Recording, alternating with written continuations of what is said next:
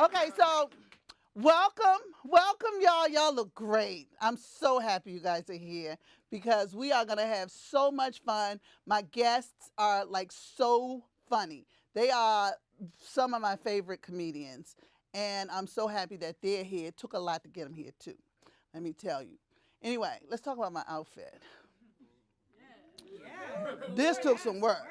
You want to talk about some work? Now, I know I look like a big girl, but secretly, I'm just a skinny bitch trapped in a big girl's body. Want to see? Want to see? Whose lap can I sit on? No, I'm just kidding. I'm just kidding. He raised his hand. Let's get started. Welcome to DCTV's Last But Not Least. Fasten your seatbelts and come along as we chop it up with some of the funniest comedians from all around the globe.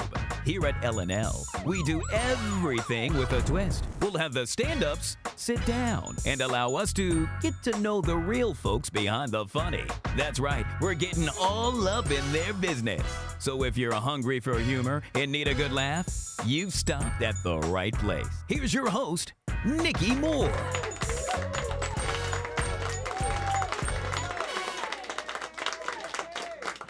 Hey, everybody. Thanks for joining us. Y'all ready to have a good time? Yeah. Good, because we're going to have a great time. We got some wonderful guests, and I'm so excited to tell you about what's in store. Take a look at our first guest. Paris Sashay, a Washington, D.C. native, is frank and fearless in her routines, tackling topics that range from the mundane to controversial with style, wit, and intelligence.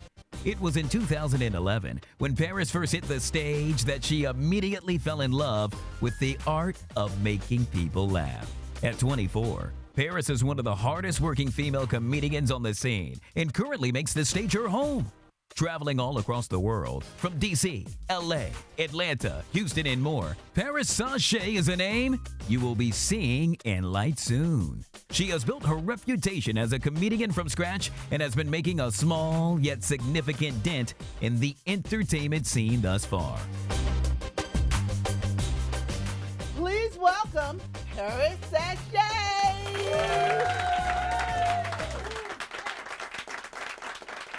Thank you for joining us, honey. Thank you for having me. Okay, so here's our second guest. Born from the streets of Long Beach, California, Scruncho's unique brand of comedy and his relentless drive inspired Vibe magazine to dub him King of the Underground. Beginning his comedy career at the Comedy Store in Los Angeles, he has gone on tour with some of the top comedians in the industry. Leveraging his experience as a stand-up comedian, Scruncho turned his focus to TV, where he appeared as a cast member on Nick Cannon's Wildin' Out, BET's Comic View, and Laugh-A-Palooza with Jamie Foxx. He's currently working on his one-man show, where Scruncho does what he does best, turns pain into laughter. Please welcome Scruncho to the show. Thank you both for joining us. This has been an amazing ride. I'm so glad that you could be along. So you guys have a lot of interesting stuff happening, and I'm so excited to have you here. Scruncho, you came a really long way. Oh, yeah, I love it, too. But I only came out here for you. No. Thank you. I love you, though, with your little gangster stuff. Paris, you got some interesting stuff happening too, honey. Let me tell you, you said something in a tweet this week that was so funny. You said that there should be another letter added to LGBTQ. There should be a lot. What is it? You said C. What is the C? Confused. Was it confused? For real, like in case you just want to be gay Monday through Friday, but go to church on Sunday. Just ain't gay. That's what I'm talking about. Sometimes I'm confused. I get a little bisexuality midnight myself. You know what I'm saying? Let's get into it, y'all. If you could tour with any comedian, dead or alive, any comedian on earth, who would you like to tour with? Let's start with you, Paris. I'll take Richard Pryor and Kanye West. Richard Pryor and Kanye West. Because Kanye is a comedian. Kanye is definitely a comedian. Tell me why you said that. Kanye? Really for Northwest, so I can meet Northwest's daughter. But I'll definitely travel with him. I think he's a pretty funny character. And Richard Pryor, because he's definitely a legend. And I think it'll be a great show. Me, Kanye, and Richard, sold out. I already see it. What about you? I would tour with somebody alive. I don't want to mess with the dead until I get there. I would tour probably Eddie Murphy, all the greats, Eddie Murphy and Eddie Griffin, and I'm already on tour with Mike Epps, but I would love to tour with some of the hot dudes too, like Kevin Hart and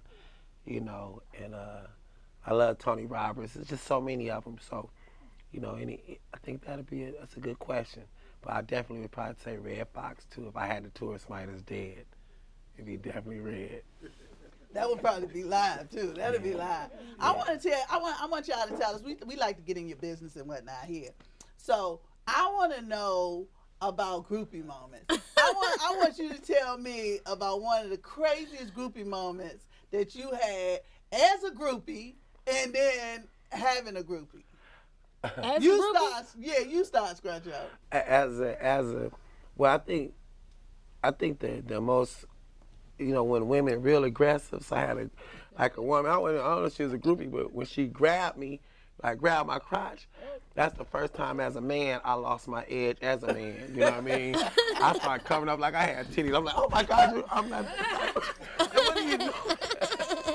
You know what I mean? I was embarrassed because sometimes you gotta be careful what you ask for, because you thinking the woman get at you, she get at you, then you be calm. Hold on, yeah. Not yet. Yeah, I started coming up.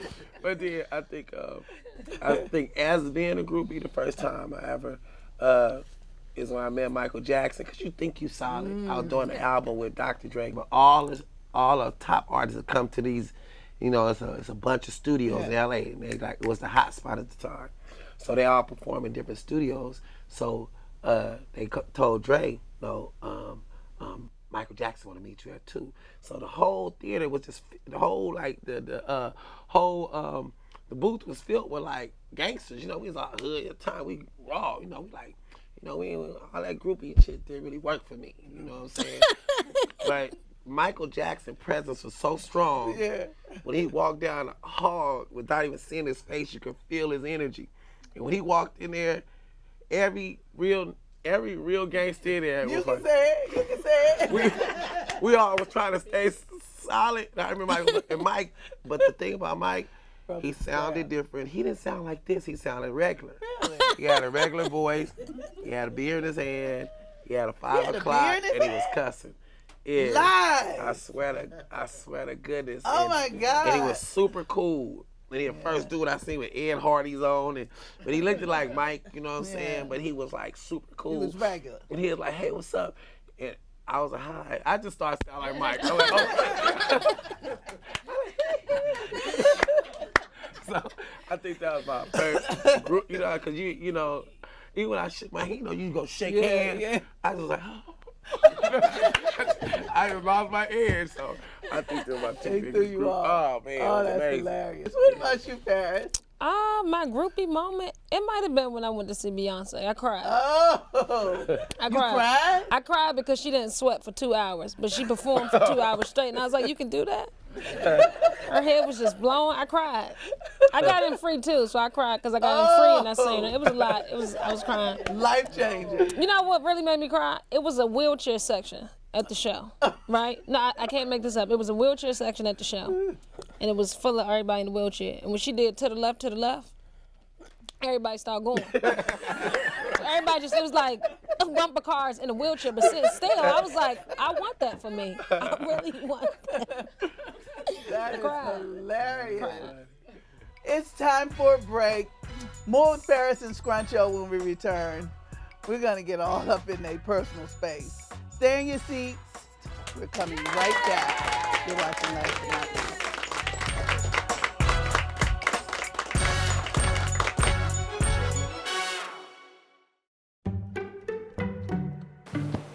Testing. Why did the girl ask the mushroom to dance? Because he was a fun guy.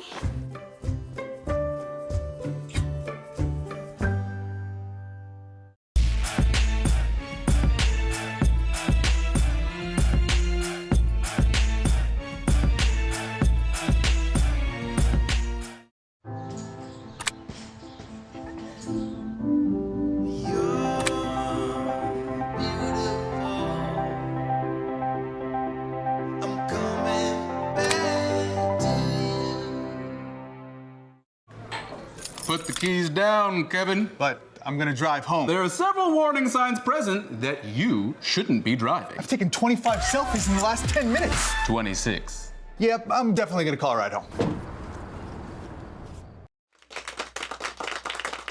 Okay, welcome back to Last But Not Least.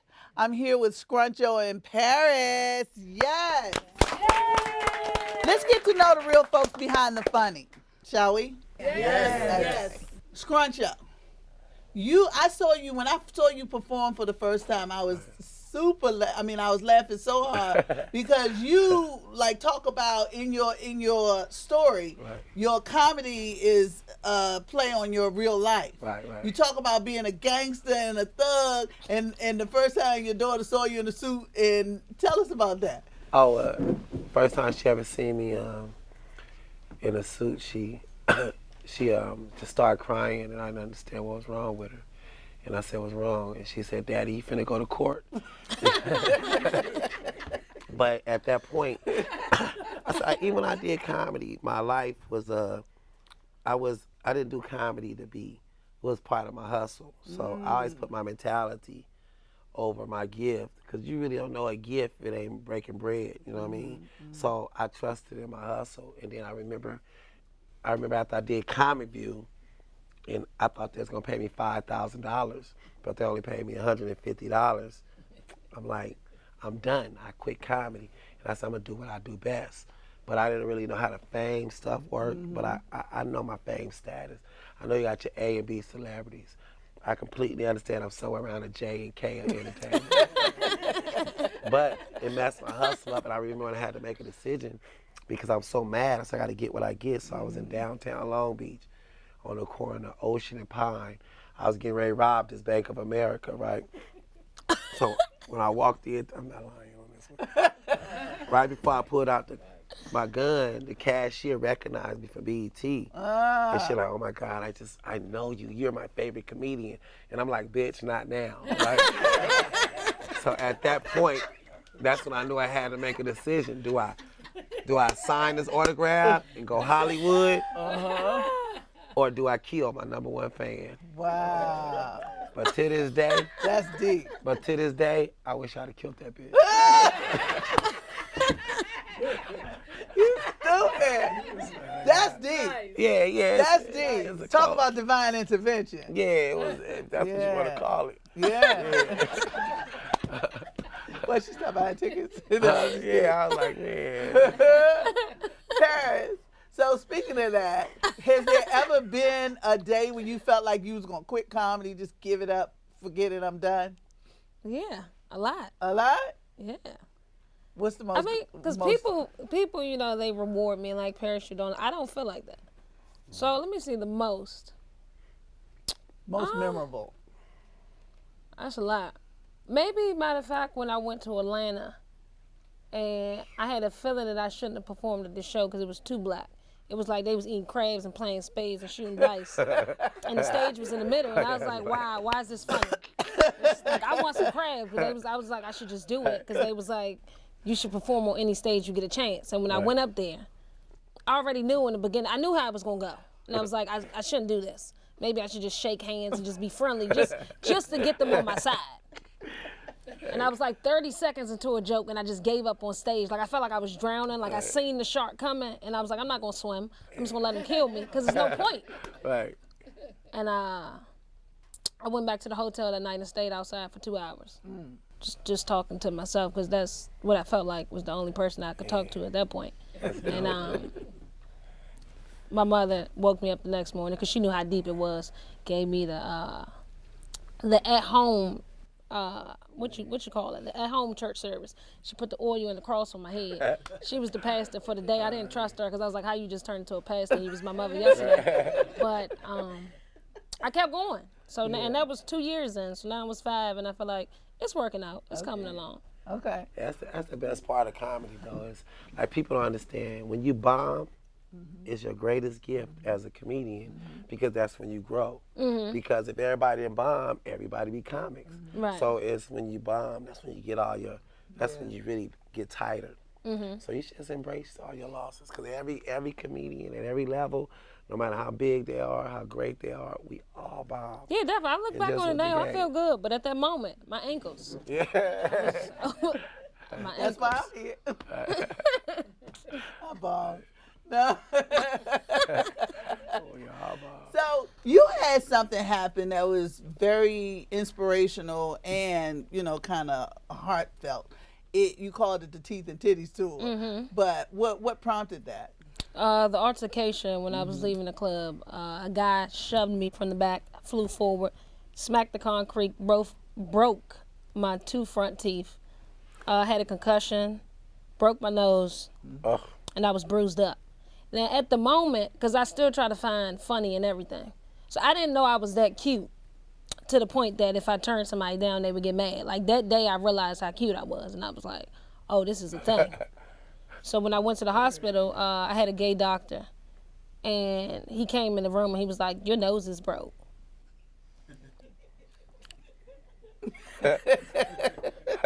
And I didn't say nothing because I had 2 thoughts, like choke him and then act like I'm still having this concussion. Because if I pass right back out, he won't even know that I did it because I really heard what he said. Or just sit and wait for more news. So I waited. Oh, wow. The next day, I didn't like how I looked. I had to, like, I was trying to work with the chipped tooth because they was broke. And I seen Nas. Nas was cute when he had a chipped tooth. He was still cute. People liked him. But I never seen a cute female with a chipped tooth. And I was trying to do the selfie, different angles, nothing worked. So then I told my mother, I was like, so like, but like, I'm ugly right now. She was like, you look like your dad. And I was like, that's it. That's supposed to make me feel I look like a grown man at 23. Is what you're telling me. But then I moved forward. I received emails from so many women all over across the world, from different countries, different states, everywhere, telling me how strong I was for still doing comedy. Because I did comedy the following week with the concussion. So now I'm here, and I feel like it's in a part of God's plan for me to be doing comedy. Well, and we're speaking to really people. glad both of you are here. Thank you. I'm glad you didn't kill that bitch. And I'm glad you got your teeth fixed too, because I don't think that would Teeth and work Titties out. campaign. Shout out to my dentist. Thank you. Yes. So listen, here at Laugh and Not Least, we like to honor the greats. You just talked about Michael Jackson. You talked about Beyonce, 2 of the greatest of all time. Let's talk about some comedy goats. Let's look at the president of the United States. Think of that, like Mount Rushmore. You know how they put the greatest on Mount Rushmore? Let's come up with your comedy. Tell us what your comedy Mount Rushmore would be. 3, in 30 seconds or less. You first. Okay, you Oh, first. the greatest would be Richard Pryor, Red Fox, Eddie Griffin, Okay. and probably Mom Mabel or something. Mom's Mabley. Yeah. Oh, it's 4. Okay, 4. Yeah. All right. Come on, Paris. I was going with Mom's Mabley, Yeah. Richard Pryor, and Bernie Mac. One more. Oh, it's 4? It's 4. See, Red Fox. There we go. you can tell history wasn't our strong And you suit. put up 3 fingers, but I you was know. like 4. I was like, this not special ed again. Stop playing. Too much. I wanted you to feel at home. I did. I was like, she know my teachers. So, let's play a game. I feel like a game. Y'all feel like playing games? Yeah, So here's games. what we're going to do. When we come back, we're going to play some games. But right now, we're going to take a break. You're watching Laugh.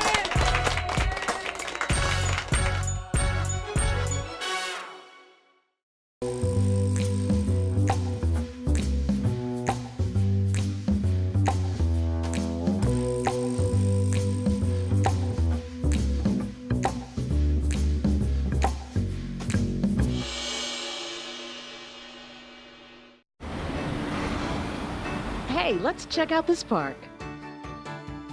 Oh, wow, that's really cool. To find a great local park or forest near you, go to discovertheforest.org.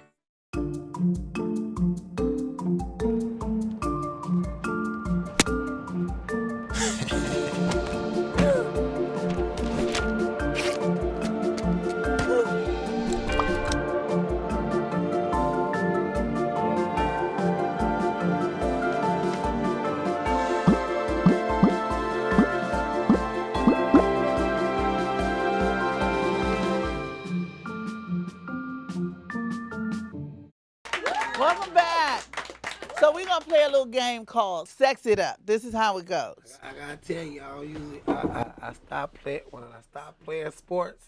I stop playing games.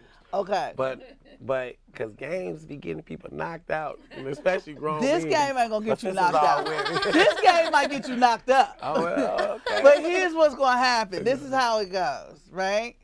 So we're gonna cue a little music, and we're gonna give you. We're gonna let you pick an inanimate object, any inanimate object. You don't even have to do it. Close your eyes, stick your hand in the bag, and pick one. And then I want you to make that object sexy. Show us your best sexy, okay? We need your improvisational skills. This is a test. Okay. We're gonna see what you got. Y'all ready? Y'all ready? Are we ready? All right. All right. Pick one. Let's pick one. This one. Okay. Go ahead. Oh! Make it sexy. Damn, Yoda. What's wrong with you? Girl, I didn't know you was gonna look like this. I'm not gonna judge on your looks. Your eyes look amazing. Are these balls, nigga? Oh, no, just double check it, okay? But I just want you to know something. This might not work between us. But I got a brother that digs the hell out of you. What would you start on? You on Star Trek or some shit? Yeah. I think she like you. Good job! I'm convinced you wanted to have Yoda. Okay, you go, Paris. You pick something, okay? We're gonna shake this shit up. I don't know what the hell they got in here, but there's some things in the bottom too. Pick some. Let's go all the way to the bottom. Go all the way to the bottom. Started from the bottom, now we here. Yeah! It's not safe. It's not safe for sexy.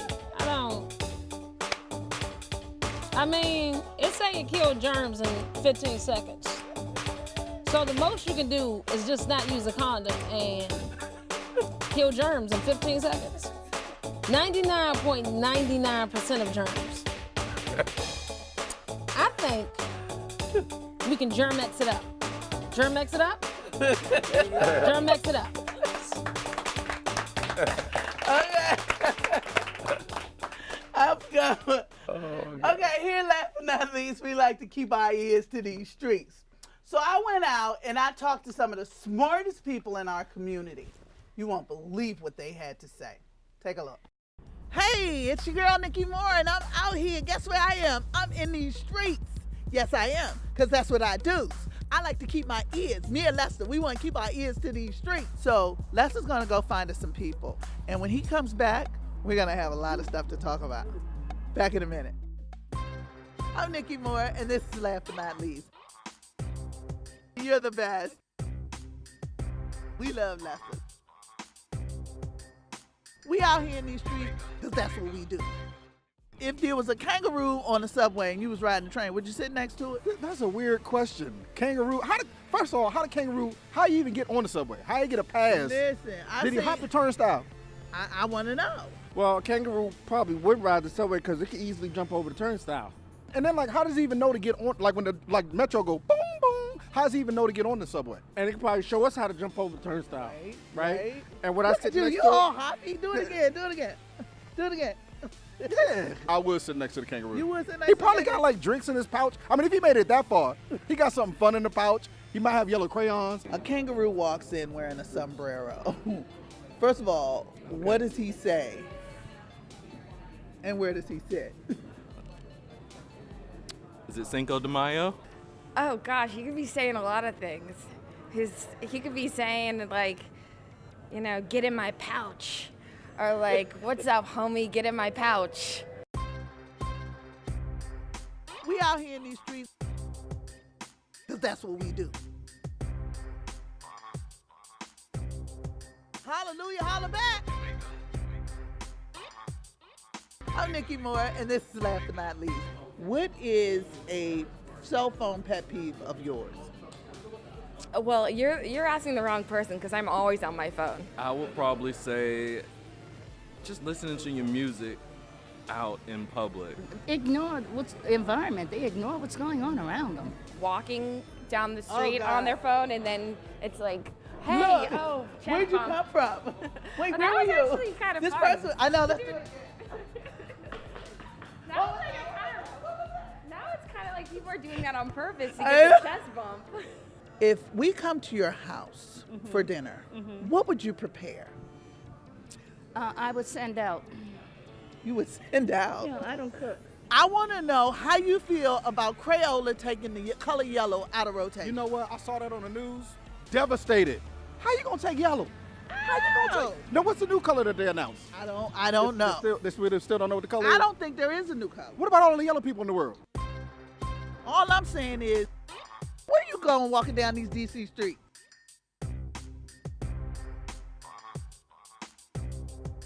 I'm Nikki Moore, and this is Last But Not Least.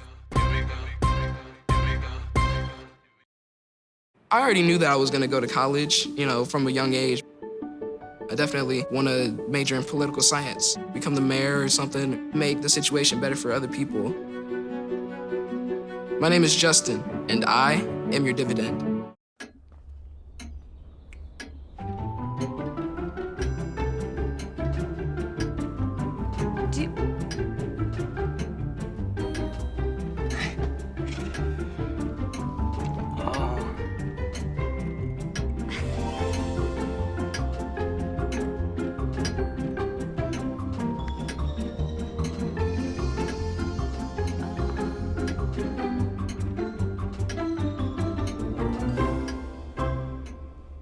Listen, you're my friend. I noticed you haven't really been yourself recently.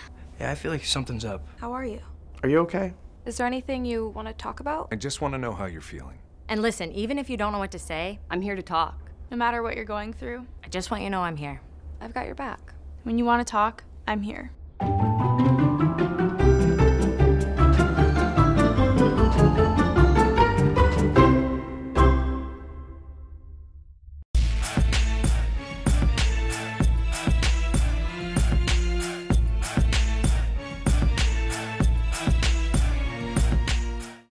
Today I'm going to talk to you about physics. Come on in, girls. Let's go. This is the first rocket to get humans to Mars. Really tall. I'm a rocket structural engineer, designing and building parts of the rocket. You are the generation that will be stepping foot on Mars. Do I have a group of astronauts on my hands? Yes. You can become a rocket scientist or whatever else you want to be. Whenever we get together, there comes a time that I hate most in the show, and it's time to say goodnight. Let's thank our guest, Scruncho in Paris. Yes! Thank you for joining us, but most important, thank this amazing studio audience. You guys are amazing. Thank you for hanging out. I'm Nikki Moore, and that's a wrap. This has been another edition of Last But Not Least, where we bring you into the minds and lives of our favorite comedians. Make sure you check us out on Facebook, Instagram, and Twitter at Your DCTV, and also stream live on DCTV.org. Remember, just when you think you've had enough, there's always room for more. See you later. Hallelujah, holla back.